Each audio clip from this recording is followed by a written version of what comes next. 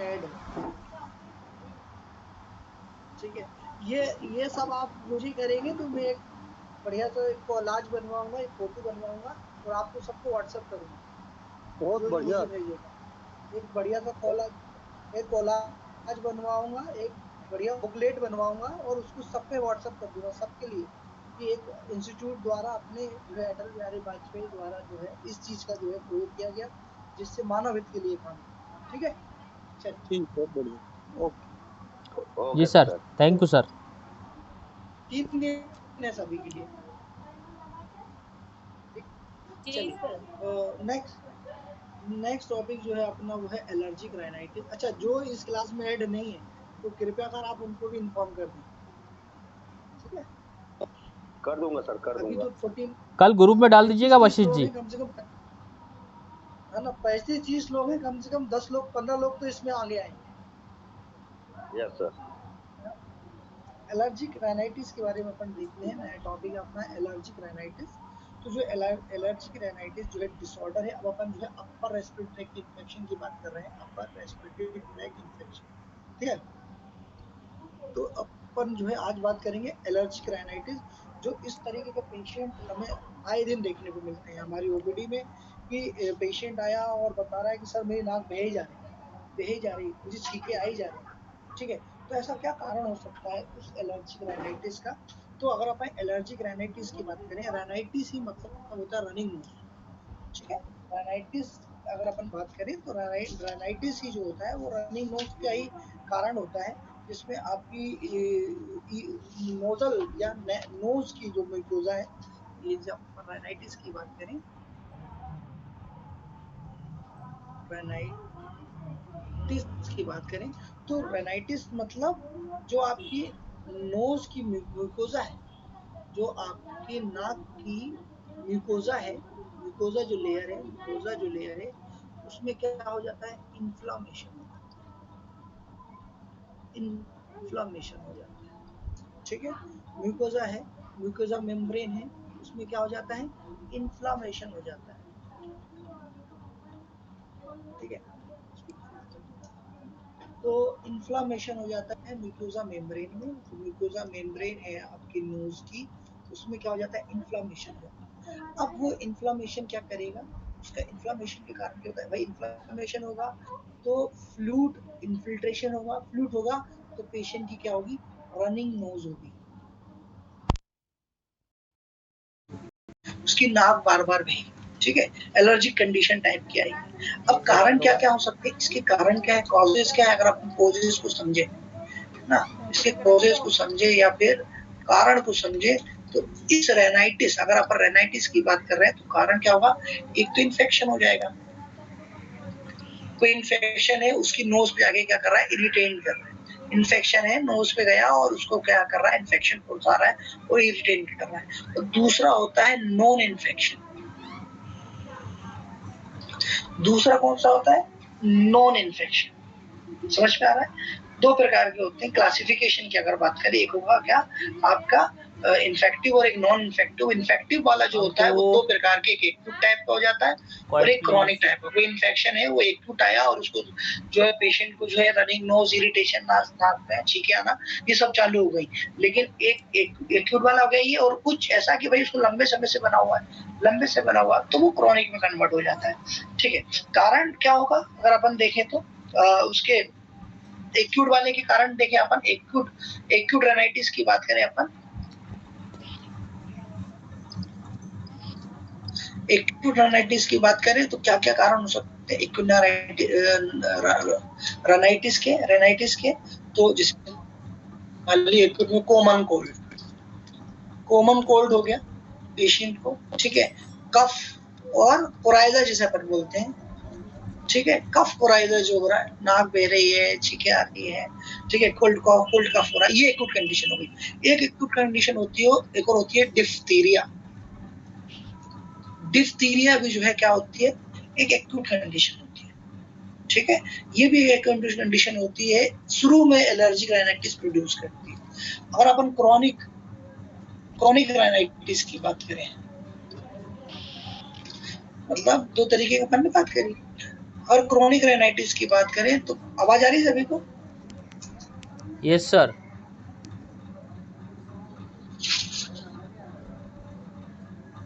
ठीक है, chronic rhinitis की बात करें तो क्रॉनिक रेनाइटिस में एक तो हो गई आपकी सिंपल क्रॉनिक रेनाइटिस, ये टाइप है जो आपके काम की मैं बताऊंगा। ठीक है, एक हो गई आपकी हाइपरट्रॉफिक रेनाइटिस, ठीक है, एक हो जाएगी एट्रोफिक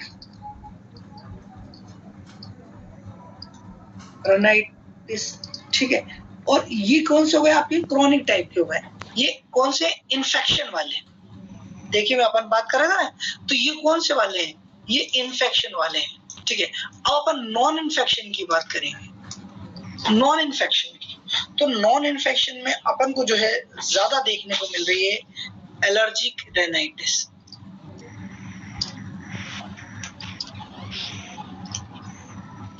समझ पे आ गया? कोई वेसोमोटर इरिटेट हुआ, ठीक है, तो आपको समझ पे आना चाहिए। हम रेनाइटिस की बात कर रहे थे, रेनाइटिस क्या है, नोज और नोज की जो म्यूकोसा मेम्ब्रेन है उसमें इन्फ्लेमेशन हो रहा है जिसकी वजह से पेशेंट को रनिंग नोज हो रही है, कोल्ड कफ हो रहा है। ये दो तरीके का इसकी क्लासिफिकेशन देखें तो दो कारण हो सकते हैं, एक इन्फेक्टिव टाइप का हो सकता है और एक नॉन इन्फेक्टिव टाइप का हो सकता है।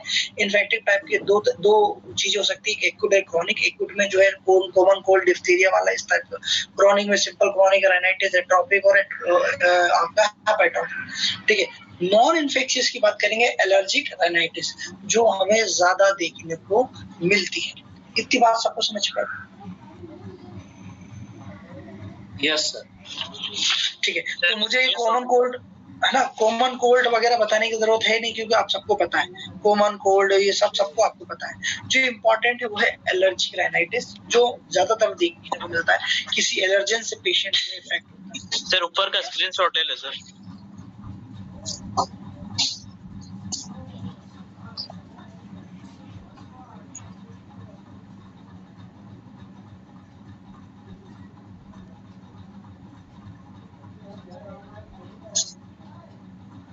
लीजिए स्क्रीनशॉट ले लीजिए, ठीक है? Okay sir, done. ठीक है,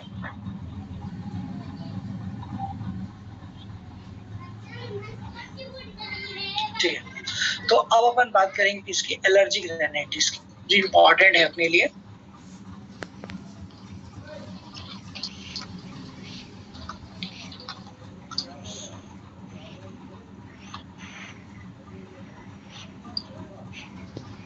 ठीक है, अब एलर्जिक रेनाइटिस की बात करें, ये इस तरीके का उस तरीके का नेजल कंजेशन होता है, ये एक तरीके का नेजल कंजेशन होता है। अब कंजेशन क्यों बोल रहे हैं अपन, नेजल कंजेशन क्यों बोल रहे हैं, क्योंकि वहां पर क्या हो रहा है, इन्फ्लेमेशन हो रहा है नेजल में। अब वो इन्फ्लेमेशन कहाँ पे हो रहा है, आपके नेजल की म्यूकस जो मेम्ब्रेन है उस पे इन्फ्लेमेशन हो रहा है, जिसके वजह से क्या हो रहा है, वाटरी नेजल डिस्चार्ज हमें देखने को मिल रहा है, और साथ में छींके, स्नीचिंग आ रही है। समझ में आ रहा है? और ये सब हो किसकी वजह से रहा है, कोई एलर्जन के साथ वजह से। कारण कौन है, कारण क्या हो सकता है, कोई एलर्जन जो है उसकी वजह से हो गया, या किसी एलर्जन के लिए वो व्यक्ति क्या हो, हाइपर सेंसिटिव हो, हाइपर सेंसिटिव हो। समझ में आ गई? इतनी बात समझ में आ गई? एलर्जिक रेनाइटिस एक तरीके के नेजल कंजेशन है। वो कारण क्या है कि जो म्यूकस मेम्ब्रेन है आपकी नाक की, ठीक है, उसमें इन्फ्लामेशन, सूजन आ रही है, उसकी वजह से पानी भर रहा है, वो पानी डिस्चार्ज फॉर्म कर रहा है, मतलब एक तरीके का डिस्चार्ज है, साथ में पेशेंट को छींके भी आ रही हैं। अब ये कारण क्या हो रहा है? कारण क्या हो सकता है? कोई एलर्जन की वजह से या कोई हाइपर सेंसिटिविटी। अब एलर्जन पॉलन भी हो सकता है, मौसम भी हो सकता है, डस्ट भी हो सकता है, फ्लावर भी हो सकता है, कोई चने या पेड़ या कोई गैस या कुछ ऐसी चीज जो जिससे वो इरिटेट, समझ में आ रहा है, जिसकी वजह से पेशेंट जो है एलर्जन हो। अब सेंसिटिविटी क्यों? क्योंकि ऐसा कौन सा महीना आ रहा है, ऐसे कौन से मई जून में प्रॉब्लम आ रही है, उसको गर्मियों में आ रही है, ठंड में आ रही है, ठीक है। तो ऐसी कौन सी चीज से वो सेंसिटिव हो रहा है जिसके वजह से उसको एलर्जिक राइनाइटिस हो रही है? स्क्रीनशॉट ले लो जल्दी फटाफट। ठीक है सर, थोड़ा नीचे कर लीजिए। स्क्रीनशॉट ले लो, अभी ले लो फटाक से, ले लो जल्दी फटाफट। Okay sir. ठीक है, तो देन उसके बाद अगर अपन इसकी ईटियोलॉजी को समझें, इसकी पैथोलॉजी ईटियोलॉजी को देखें, ईटियोलॉजी की बात करें अपन, इसकी ईटियोलॉजी की बात करें, इसकी पैथोलॉजी की बात करें कि क्या क्या कारण हो सकते हैं जिसकी वजह से चीज हो। जैसे कि मैंने बताया है ना, एलर्जिक राइनाइटिस का नाम है, पेशेंट किसी चीज से हाइपर सेंसिटिव है, उसकी जो हाइपर सेंसिटिविटी है वो कैसी है? ज्यादा हो किसी एलर्जन के लिए, एलर्जन रिएक्शन के लिए, ठीक है, उसकी हाइपर सेंसिटिविटी बढ़ी है, जिसकी वजह से उसकी जो नेजल म्यूकस है वो इरिटेट हो रही है, ठीक है, नेजल म्यूकस है वो इरिटेट हो रही है। अब क्या क्या चीजें आ सकती है उसमें? उसमें क्या क्या चीज आती है? पॉलन आ सकता है, मतलब कोई फ्लावर है उसमें कोई पॉलन है, पॉलन देखते हैं ना आप लोग, पॉलन के फूल में छोटे पॉलन होते हैं, है ना, तो वो उसके लिए उस पॉलन के लिए इरिटेट है, ठीक है ना। देन अब उसका तो मुझे हिंदी नहीं मालूम भैया ज्यादा, ठीक है, कोई ग्रास है ना, कोई पेड़ पौधे वाला ग्रास है, उसकी वजह से जो है पेशेंट को प्रॉब्लम हो रही है, ग्रास में हो रही है, ठीक है, जिसकी वजह से पेशेंट को जो है इरिटेट हो रहा है। वो कोई फ्लावर है, कोई एक पर्टिकुलर फ्लावर है, कोई फ्लावर देखने को मिल रहा है, उसमें फ्लावर की वजह से जो है उसको प्रॉब्लम हो रही है, ठीक है, फ्लावर की वजह से उसको प्रॉब्लम हो रही है। अब ये सब क्या इरिटेट कर रहा है? कोई वीड है, कोई दाने हैं, ठीक है, कुछ खाना है, कुछ ट्रीज है, ठीक है, तो इन सब से प्रॉब्लम आ रही है उसको, समझ में आ रहा है? इन सब से दिक्कत आ रही है पेशेंट, है ना। अब जैसे मान लीजिए कोई पेशेंट है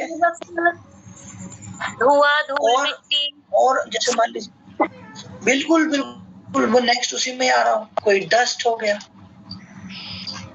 ठीक है, डस्ट की वजह से कोई पेंट हो गया, ठीक है, कोई केमिकल हो गया, कोई स्मेलिंग प्रोडक्ट हो गया जैसे परफ्यूम,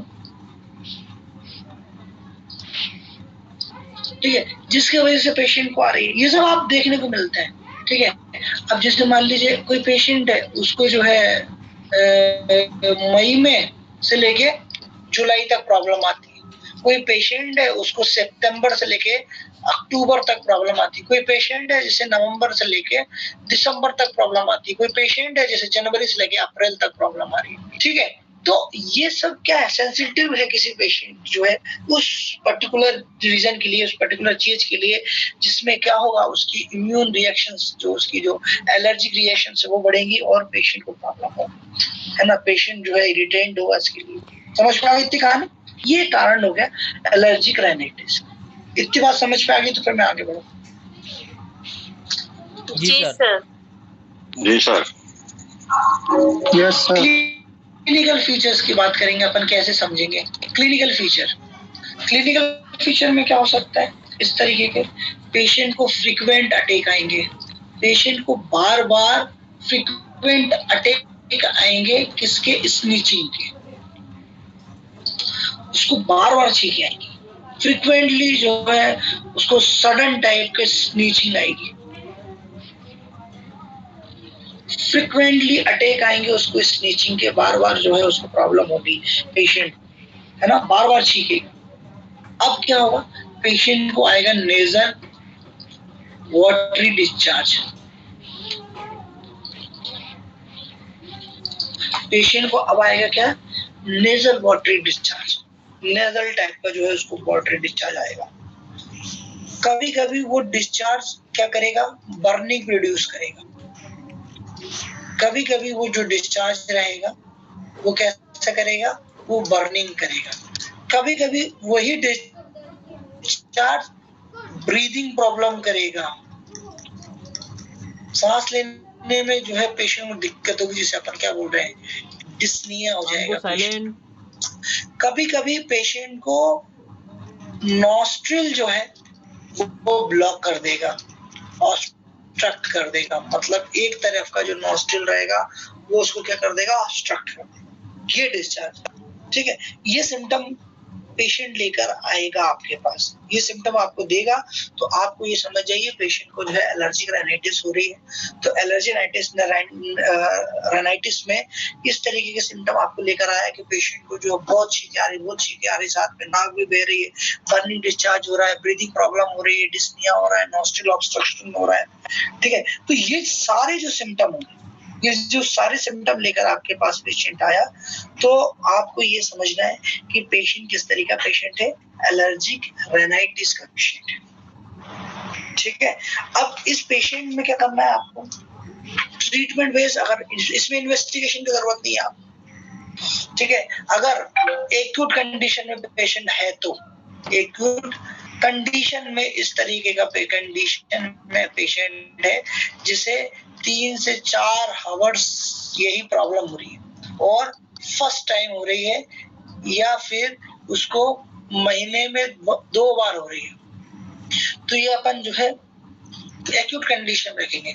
अब यही अगर पेशेंट किस में पहुंच जाता है, क्रॉनिक कंडीशन में पहुंच जाता है, क्रॉनिक कंडीशन, अब क्या रहेगा, पेशेंट को मंथली प्रॉब्लम हो रही है और ओवर सेंसिटिव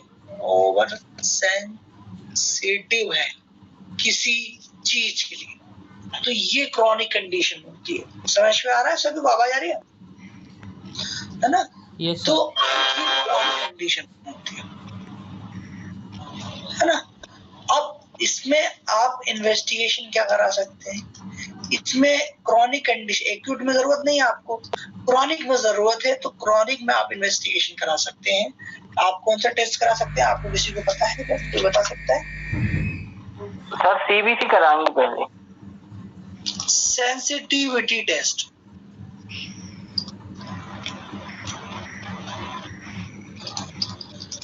सेंसिटिविटी टेस्ट करा दो, ठीक है।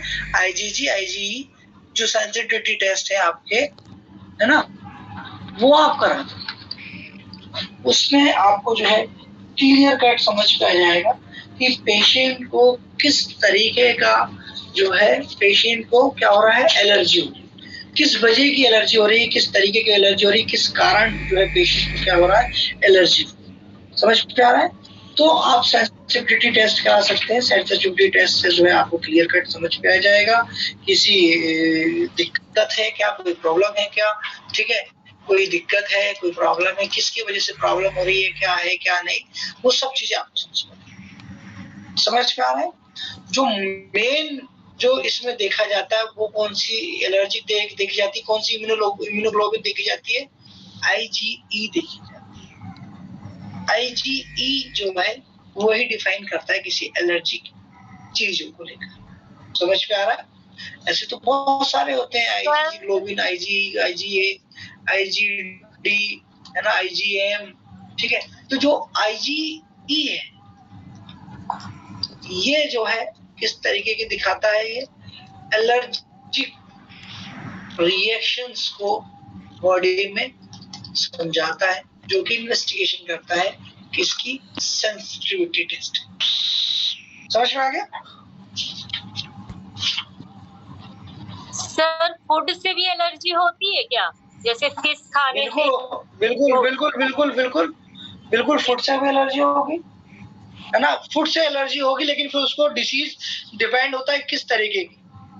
जैसे आप बात बोल रहे हैं भाई फूड से, मिल्क से या खाने से, तो वो IgA में आ जाता है, और वो फिर पेशेंट को डिपेंड होता है कि किस तरीके के सिम्टम दे रहा है, गैस्ट्रिक सिम्टम दे रहा है कि रेस्पिरेटरी सिम्टम दे रहा है ना। एक बच्चा है वो फिश खाता है जब भी, तो उसको बहुत ज्यादा छींके आती हैं और सर्दी जुकाम भी हो जाता है। बस तो फिर वो IG में आएगा और उसका एलर्जन जो है फिश हो जाएगा, ठीक है, जिसकी वजह से पेशेंट क्या हो रहा है, एलर्जिक राइनाइटिस हो रही है। समझ में आ गई कहानी? जी सर। ठीक है, अब इसमें सबसे पहले ट्रीटमेंट से पहले इसमें आएगा प्रिवेंशन। प्रिवेंशन से मतलब बचाव क्या कर सकते हैं, हम क्या बचाव कर सकते हैं। अगर मान लीजिए एक्यूट कंडीशन में पेशेंट है और उसे डस्ट में प्रॉब्लम हो रही है, तो आप डस्ट से उसको हटा दीजिए, डस्ट को हटा दीजिए। अगर कोई फूड से उसको प्रॉब्लम हो रही है तो फूड मत खिलाइए। अगर उसको किसी पॉलन से प्रॉब्लम हो रही है तो वो ऐसी जगह ना जाए जहाँ पॉलन ज्यादा है, तो जाए तो मास्क लगाए। समझ में आ रहा है? ऐसी कोई चीज पी रहा है जिसकी वजह से प्रॉब्लम हो रही है, मत पिए। ऐसे प्रिवेंशन करना पड़ेगा, उस एरिया पे ना जाए जिसमें उसको प्रॉब्लम हो रही है, ठीक है। ऐसे सीजन में उसको प्रॉब्लम हो रही है तो उन सीजन से वो बचे, मैनेजमेंट करें, तो ये प्रिवेंशन में आ जाएगा। अब मैनेजमेंट जानते हैं जो उसका ट्रीटमेंट है।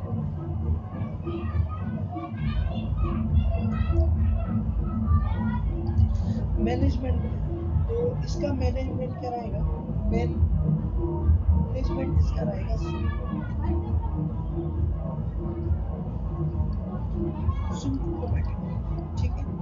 मान लीजिए उसको रनिंग नोज हो रही है, नोज जो है उसकी रनिंग टाइप की है, डिस्चार्ज है, तो फिर आप क्या कर सकते हैं, आप जो है उसको एंटीहिस्टामिन, जो आपकी ड्रग है एंटीहिस्टामिन जो तो आप लोग को सबको पता होगी, जो एंटीहिस्टामिन ड्रग है वो आप यूज सर जैसे मोंटेलुकास जो है आपके, तो ये आप जो यूज करें एंटीहिस्टामिन, ठीक है। मोस्टली यही जो ट्रीटमेंट होता है ये इसी तरीके का होता है, ठीक है। कुछ नेजल स्प्रे आते हैं, जो है नेजल स्प्रे आते हैं, जिससे पेशेंट को नोज के द्वारा जो है नोस्ट्रिल के द्वारा दिया जाता है, जिससे पेशेंट क्या होगा, इंस्टेंट जो उसको ब्लॉकेज हो रहा है वो ठीक करेगा, ठीक है। तो इस तरीके का जो ट्रीटमेंट होगा वो किसमें होगा, एलर्जिक राइनाइटिस में। अगर क्रॉनिक कंडीशन में जा रहा है तो पेशेंट को आप स्टेरॉइड लास्ट जब पेशेंट इसमें क्रॉनिक, ठीक है, तब आप स्टेरॉइड उसको दे सकते हैं। पेशेंट की ऐसा कहीं शुगर तो नहीं, कोई डेबिलिटेड तो नहीं है, इन सब चीज़ों को मैनेज करते हैं। तो आज अपन ने देखा एलर्जिक राइनाइटिस, तो मेन जो है राइनाइटिस के बारे में समझा और एलर्जिक के बारे में आपको समझा चुका हूँ। तो आप लोगों को इतनी बात समझ पे आई होगी मेरे ख्याल से। जी सर। सर एक क्वेश्चन है, जैसे छोटे बच्चों में एलर्जी होती है तो क्या जब वो बड़े होते हैं तो हार्मोन्स के चेंज होने से ठीक हो जाती है अपने आप? उसकी इम्यूनिटी पे डिपेंड होता है, इम्यूनिटी हार्मोन्स से उसकी इम्यूनिटी उसकी कितनी डेवलप हो जाएगी बाद में। इम्यूनिटी सभी होता है आप कि लोग वो होना अस्थमा में चाहिए, कन्वर्ट हो जाए या फिर बाद में बिल्कुल हो सकता है, क्यों नहीं होगा, ये सब उसी में तो कन्वर्ट करेगा भाई, इम्यूनिटी पे डिपेंड होता है ना। बिल्कुल कोई छोटी बीमारी होगी तो बड़ी बीमारी में कन्वर्ट होगी 100% होगी, ठीक है। तो वो इम्यूनिटी पे डिपेंड होता है कि दोनों तरह की इम्यूनिटी बॉडी में होती है, एक होती है नेचुरल इम्यूनिटी, और इम्यूनिटी की बात करेंगे तो इम्यूनिटी बता दिया आपको? नहीं सर अभी नहीं सर अभी नहीं बताया। सर मेरा एक क्वेश्चन है, दो तरीके की इम्यूनिटी, एक एनर्जी, बोलिए सर मेरा एक क्वेश्चन है, डिलीवरी में एक केस था, उसने मुंह धो लिया और मुंह धोने के बाद उसको ये नेजल राइनाइटिस बन गई, और ये छींक आना, इस तरह की पोजीशन बनती है, वो ठीक नहीं हो पाती। देखो मैंने अभी थोड़ी देर पहले एक चीज बताई थी आपको, स्कोर करना कुछ अगर आपको बताई शायद बताई थी आपको।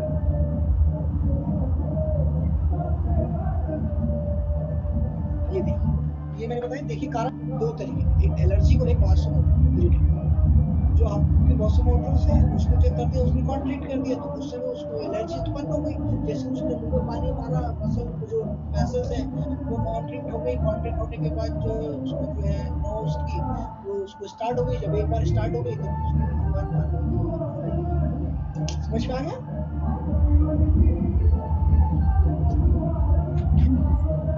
तो इसमें क्या किया जाए, ट्रीटमेंट सर? ट्रीटमेंट में कुछ नहीं, बस एंटास्टोनिक देना पड़ेगा पेशेंट को और समझना पड़ेगा कि किस तरीके का जिससे उसको प्रॉब्लम हो रही है उसको प्रिवेंशन करना पड़ेगा। जी ठीक है, ओके। ठीक है, एक हुई आपकी नेचुरल इम्यूनिटी, दूसरी हुई एक्वायर्ड इम्यूनिटी। जो नेचुरल इम्यूनिटी होती है, ठीक है, वो बॉडी में बाय बर्थ जी आती है। ठीक है, जो नेचुरल इम्यूनिटी होती है वो बॉडी के अंदर बाय बर्थ आती है। जैसे मोनोसाइट हो गए, जैसे लिम्फोसाइट हो गए, ठीक है, जैसे किलर सेल हो गए, तो ये नेचुरली आती है बाय बर्थ। ठीक है, अब एक्वायर जो होती है, एक्वायर जो इम्यूनिटी होती है वो दो तरीके की होती है। एक होती है सेलुलर इम्यूनिटी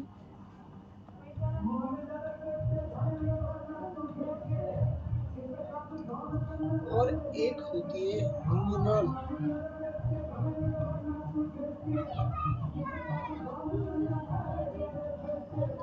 ठीक है, तो इतनी बात सबको समझ में आई? जी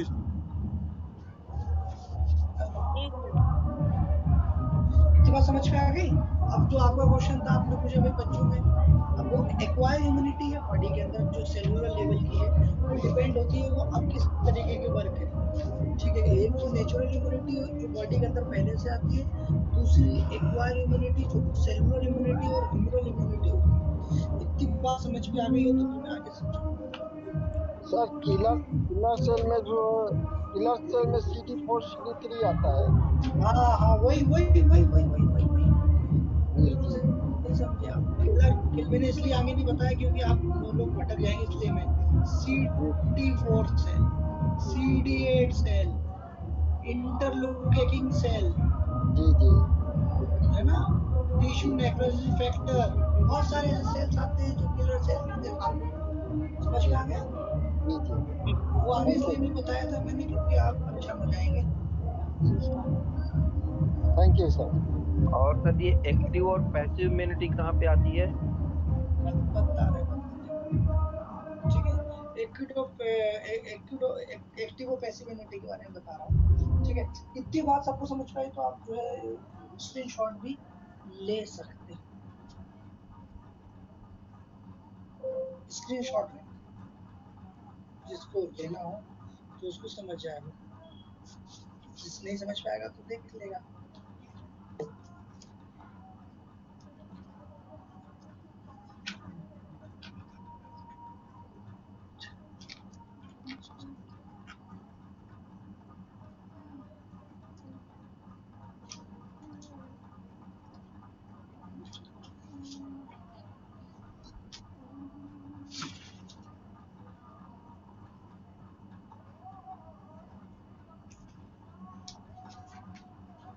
हेलो, यस सर।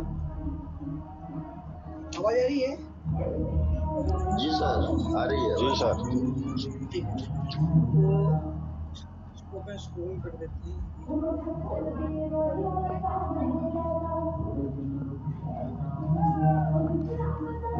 ठीक है, तो अब नेचुरल इम्यूनिटी अपन ने समझ ली। ठीक है, दूसरी जो इम्यूनिटी होती है वो एक्वायर इम्यूनिटी होती है। ठीक है, इस चीज को अपन ने हटा दिया, इसको हटा दिया, ज्यादा बता दिया था। ठीक है, तो मैं इसको ही एक्वायर इम्यूनिटी को ही अपन कंटिन्यू करते हैं। तो जो एक्वायर इम्यूनिटी होती है, ठीक है, इसको अपन ने दो तरीके से कर लिया। ठीक है, एक हो गई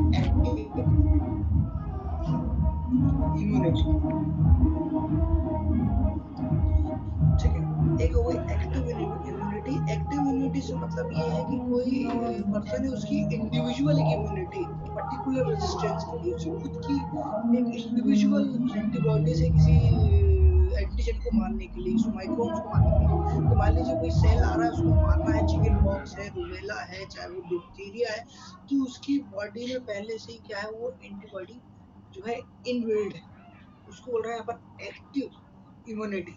समझ पा रहा है? दूसरी अगर बात करें पैसिव इम्यूनिटी, पैसिव इम्यूनिटी क्या होता है कि हम बॉडी के अंदर दे रहे